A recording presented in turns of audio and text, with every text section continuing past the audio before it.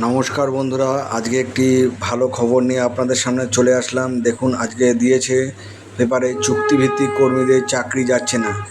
রাজ্যে পুরসভার সব পেমেন্ট আটকানোর নির্দেশ।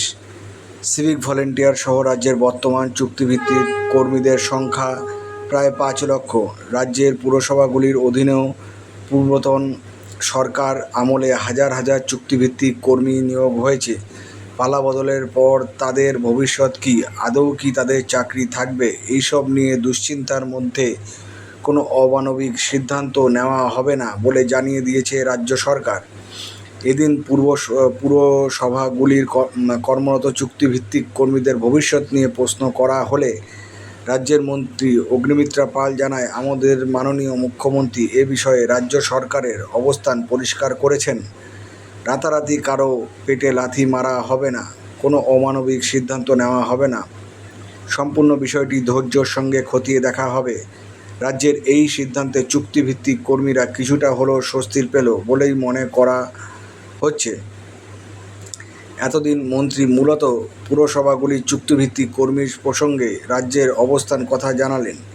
একই নীতি অন্যান্য দপ্তরের ক্ষেত্রেও বলবৎ থাকবে বলে মনে করা হচ্ছে ওয়াকিবহাল মহলের। সরকার এসেই অবসরের পর পুনর্বহাল হওয়া আধিকারিক কর্মীদের পাকাপাকি ছুটিতে পাঠিয়ে দেওয়া হচ্ছে। মানে যারা আইএস আইপিএস আছে, যারা বড় বড় র্যাঙ্কে, তাদেরকে সরকার ছেটে দিয়েছে, মানে কাজের থেকে বসিয়ে দিয়েছে। তো চুক্তিভিত্তিক কর্মী না তাদেরকে।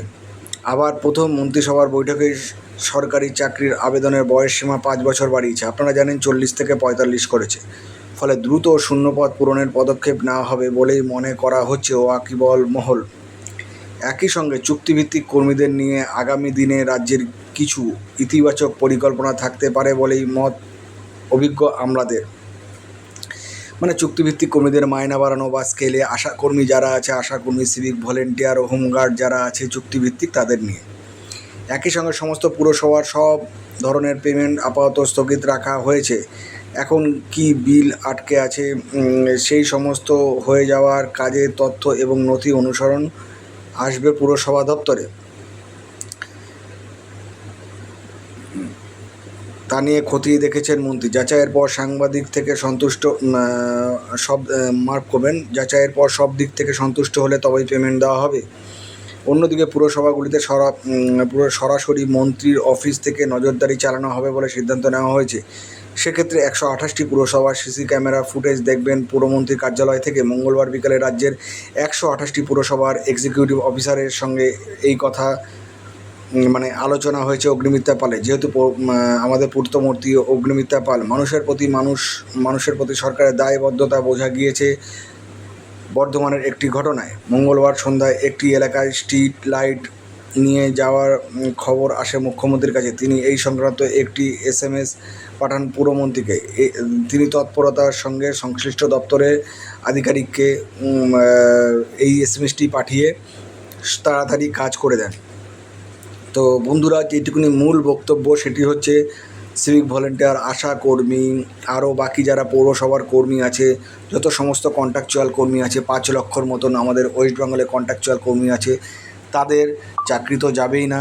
এবং তাদের একটা ভালো কিছু সিদ্ধান্ত নেওয়া হয়েছে, হয়তো তাদের ওই যেটুকুনি আমাদের মারফত জানা আছে দিয়েছে, যে তাদের হয়তো স্কেলে ফেলে দেবে। যেমন 5 বছরে 16,000 টাকা, 5 বছর থেকে 6 বছর থেকে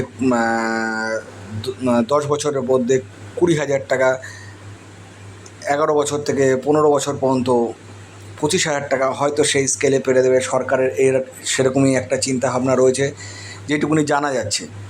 তো যা হবে ভালো হবে, হয়তো মেডিক্লেমও করতে পারে, আপনাদের স্বাস্থ্য বিমাও করতে পারে। এই নিয়ে সরকারের একটা চিন্তাভাবনা আছে। 5 লক্ষ আমাদের অস্থায়ী কর্মী আছে। তো যাই হোক, সবাই উপকৃত হবে। যারা অস্থায়ী কর্মী আছে তাদেরও পরিবার আছে, সরকার সেই উপরে চিন্তাভাবনা করছে। এই জন্যই আমি এই ভিডিওটা বানালাম, আপনাদের অনেক উপকারে কাজে লাগবে। যারা এই চুক্তিভিত্তিক কর্মী আছে তারা অনেক দিন ধরে ভয় পাচ্ছিলেন যে কী হবে সরকার আসলে। তো সরকারের ভালো পদক্ষেপ, যদি সেটা করে সাধুবাদ জানাচ্ছি। এবং বলছি যে সরকার যেন এটা পালন করলে আমাদের সাধারণ মানুষের যাতে অনেক উপকার হবে। সাধারণ মানুষ বলতে ধরুন যারা কাজ করছে তাদের পরিবার অনেক রকমই উপকার হবে। তো এই কথা বলে আমার চ্যানেলটিকে বন্ধুরা আমার শেষ করব। আমার চ্যানেলটিকে সাবস্ক্রাইব করে রাখবেন। এরকম ভিডিও প্রত্যেক দিন আমি 2-3টে করে চাকরির ভিডিও এবং গুরুত্বপূর্ণ ভিডিও আপলোড করি আমার চ্যানেলে।